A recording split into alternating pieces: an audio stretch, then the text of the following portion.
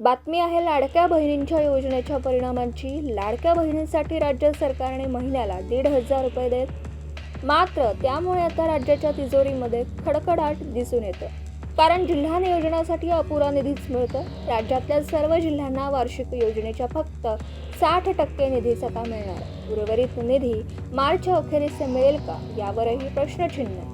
त्यामुळे आता योजनांमुळे सरकारी तिजोरीवर ताण येत असल्याची माहिती अर्थ खात्यातल्या सूत्रांनी दिली। राज्यातल्या कंत्राटदारांचीही कोट्यावधी रुपयांची बिलं थकलेली आहेत, तर राज्यातल्या इतर योजनांच्या निधीला सुद्धा कात्री लावण्याची वेळ ओढावली। बातमी आहे लाडक्या बहिणींच्या योजनेच्या परिणामांची। लाडक्या बहिणींसाठी राज्य सरकार तर राज्यातल्या इतर योजनांच्या निधीला सुद्धा कात्री लावण्याची वेळ ओढावली। दिवसभरातील घडामोडींचा आढावा घेण्यासाठी पाहत रहा N24 मराठी न्यूज चॅनल।